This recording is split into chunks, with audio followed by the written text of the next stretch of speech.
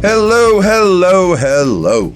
I am Matt Williamson, and most of the people that do what I do for a living today are a little sleepy after a night game, having to work late, all that, but we're all in good spirits after a very convincing win and maybe finding a quarterback. I think they probably have.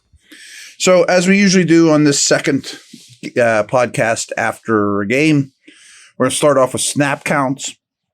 And not going to focus much on the Jets, but Davante Adams did play 55 of a possible 57 offensive snaps for the Jets. So I knew he'd be heavily involved, but I didn't know they'd be playing that much.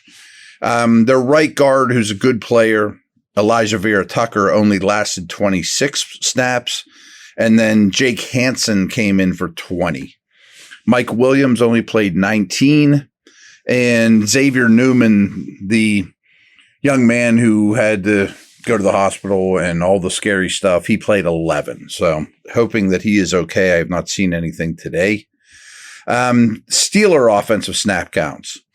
All 68 for Wilson, Moore, Siamalu, McCormick, McCollum, of course, and Broderick Jones. So the whole quarterback O-line, they played every snap. Pickens played 54. Freiermuth, 48. It's a pretty big bump for him. It's a lot. 42 for Jefferson, 36 for Darnell. Washington, Jalen Warren at 35, Austin at 34, Najee at 33, Michael Pruitt at 30, Connor Hayward just 10, which I'm fine with. Brandon Johnson, 10, Scott Miller, 7. Spencer Anderson came in for 1 snap as the 6th offensive lineman. Defensive. Elliott and Porter played all 57. Queen and Fitzpatrick each missed 1. Watt played 53 out of 57. That's a high percentage. Bishop was in there for 47. The Jets played a lot of 11 personnel with 3 receivers. Highsmith played 42. Hayward played 40. Benton 39. That's what I like to see from him. Pierre at 35, Ogunjobi 32, Peyton Wilson 31, Dante Jackson 22, Landon Roberts only 16. Again, there was a lot of nickel.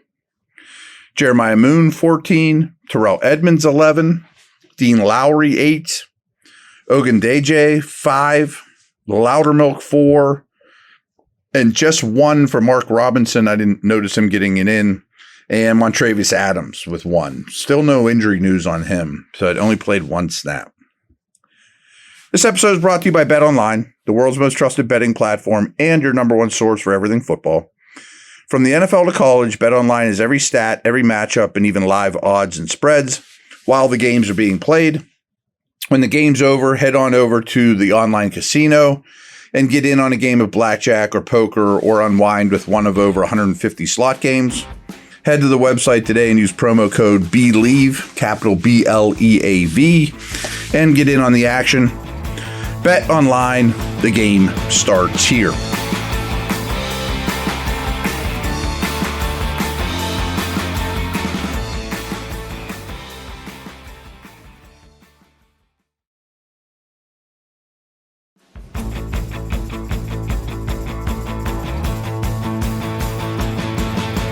All right, as usual, I have a bunch of random bullet points, things like that to talk about, further digging deeper to this game.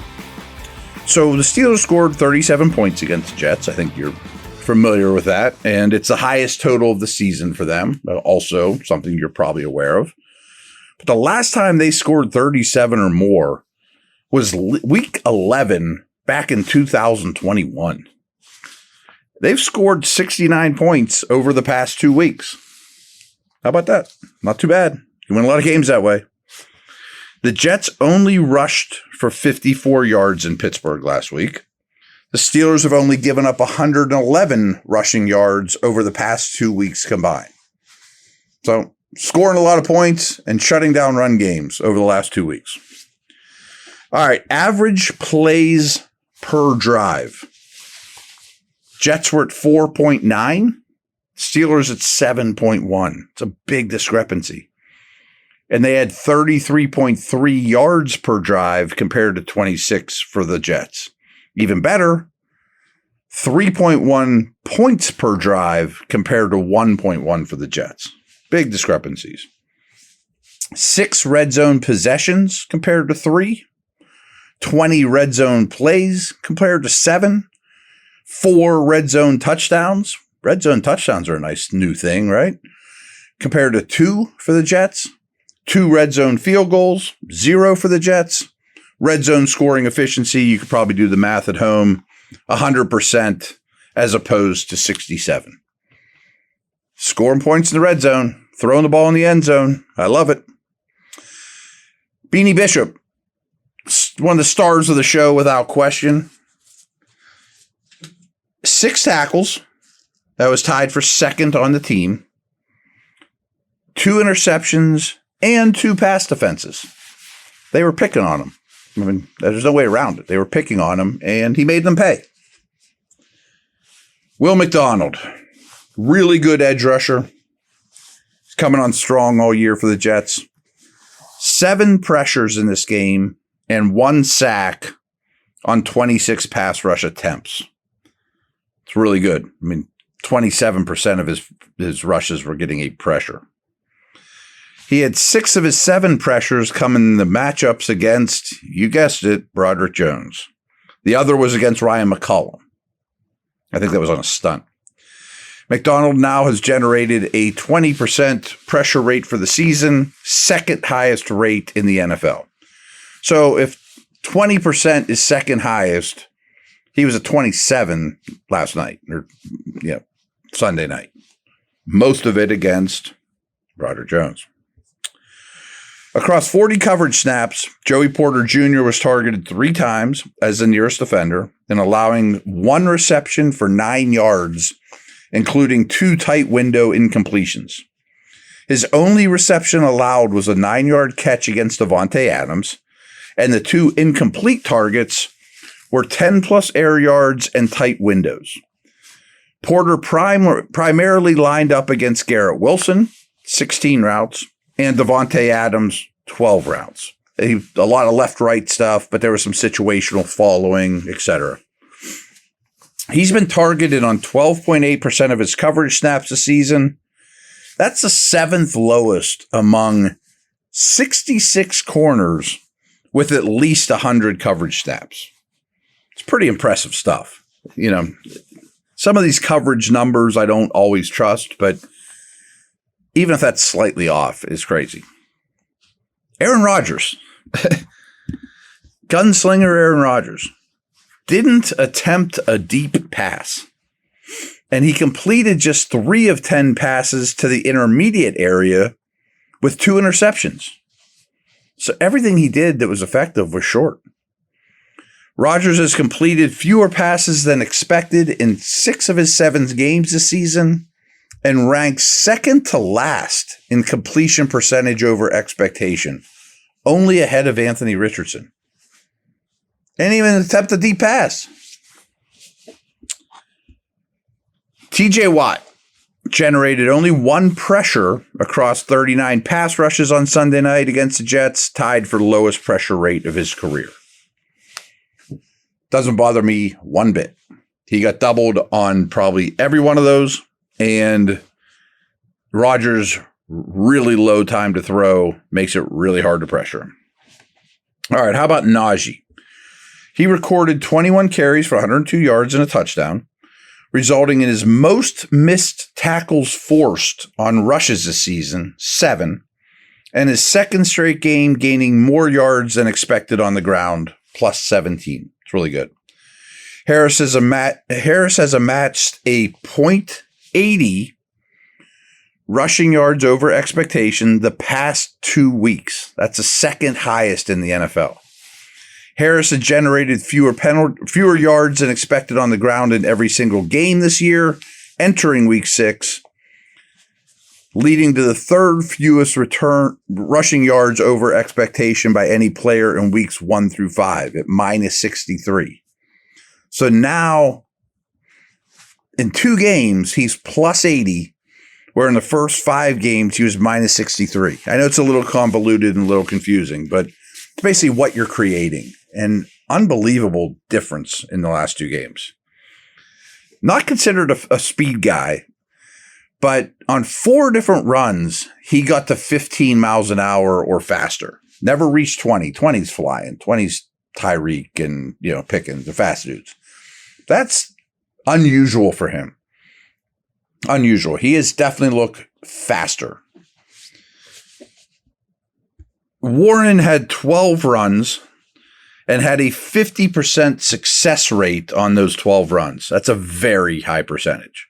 That means it was a successful play. He got a first down, ate up more than 4 yards on first down, things like that. And I also found their usage interesting. There were 10 third downs. Warren got all those snaps. 2-minute drills. There was 5 snaps. He got all those snaps. He out-snapped Harris 35-33, but on early downs, that was 26-16 in Harris's favor. It's a good split. Pickens caught 5 of 8 targets outside the numbers for 111 yards and a touchdown. He failed to catch his only target between the numbers. No big deal. Pickens caught every one of his 3 targets against off coverage for a career-high 93 yards. Pickens caught 2 tight window targets for 55 yards and a touchdown in Week 7, more than doubling his yardage total on tight window targets from Justin Fields over 6 weeks. So he got more from Wilson than he has from Fields all year. 33% of Pickens' targets were deep passes. And to give you some idea, Pickens generated 3.83 yards per route run, where Adams was at 0.77, not even 1 full yards per route run, and Garrett Wilson was 1.52. Way better than both those guys. We talked about Adams' snap count. He ran 1 fewer route than Garrett Wilson, and he played basically the entire game. Russell Wilson, a lot of Wilsons, aligned under center on 41 out of his 66 snaps, the highest under center rate in a game from him since 2016. He completed 8 of his 9 passes on under center dropbacks with play action for 150 yards. 150 yards on 9 dropbacks. You'll love that. The most yards off of under center play action by a Steelers quarterback in the next generation stats era since 2016. Wilson completed just 8 of 20 passes for 114 yards, with both touchdowns on all other dropbacks. Wilson was especially effective targeting go routes, completing 4 of 6 passes for 113 yards and a touchdown. In weeks 1 through 6, Justin Fields had completed just 3 of 14 passes targeting go routes for 82 yards and a touchdown. So just on go routes, Wilson has 1 more completion than Fields and about 25 yards or so. Crazy. It's a big difference. Doesn't mean it's going to keep up forever. Who knows? In his first start, Wilson finished with 0.31 EPA per play. That was 4th highest of the week with a 20% explosive rates. Fields' high for the season was a 0 EPA and a 15.8 explosive pass rate, where he was at 20. How about Washington? Darnell Washington. I thought he played really, really well. 4 yards per route run. That's a massive number. There's only 9 routes. Let's not get too crazy. But still, he made things happen. He was really good in the run game, too. Thought this was a really good showing by Dan Moore. Kind of talked about Broderick Jones earlier. Let's just say he's all over the place. Might have been Benton's best game ever as a Steeler. He was really effective, played a lot of snaps, as we talked about, pretty dominant. I thought Highsmith absolutely dominated versus the run. The refs in this game absolutely let a lot of holding go. But where it really stood out to me was Tyron Smith against Highsmith. But, that one-on-one matchup probably should have drawn a few flags. Definitely should have. What am I talking about? A couple Jets that stood out. Kinlaw is a former first-round pick that's super talented that never really put it together. He played really well. He looks like he's improving. The Jets' interior O-line really didn't. I mean, the right guards were injured. Tippmann, the center, didn't play great. There was some shuffling. Interior O-line really wasn't very good. I made a mistake yesterday because I forget which one I missed, but really by the way I judge turnovers, the Steelers were +4 because they were +2 in traditional turnover rate, a missed fourth down, and a blocked field goal. And one of those I overlooked. It was late. Completion percentage over expectation. Rodgers was -10.3. Wilson was Wilson was fine. He wasn't, extreme in either way. But pressure rate. Rodgers was only pressured on 20% of his dropbacks. Wilson was pressured on 42% of his dropbacks. Time to throw, 2.4 seconds versus 3.1 for Wilson. So this is I'll just tell you, this is an EPA thing, and I don't want to dig into the numbers because they're confusing. But the Steelers' offense had exceptional advanced statistics on late downs. And they also had a massive special teams advantage in terms of, really dorky statistics that I'm into. The Steelers had 4 possessions in the second half. They scored 24 points on those 4 possessions. The Jets had 5 possessions in the second half that resulted in 7 first downs and no points. The Steelers produced 108 of their 149 rushing yards in this game on 23 second half carries. The Jets rushed for 54 yards on 15 carries, but 12 of that came on their final play of the game after the Steelers had scored to make it 37-15. New York ran the ball just 6 times in the second half. Remember, they were winning at halftime, having Rodgers attempt 39 total passes. That's all I got, but I thought it was a lot. I hope you enjoyed it. I think tomorrow will probably be a mailbag, so if you want to get me some of those questions in advance, that'd be great. Over and out. Take care.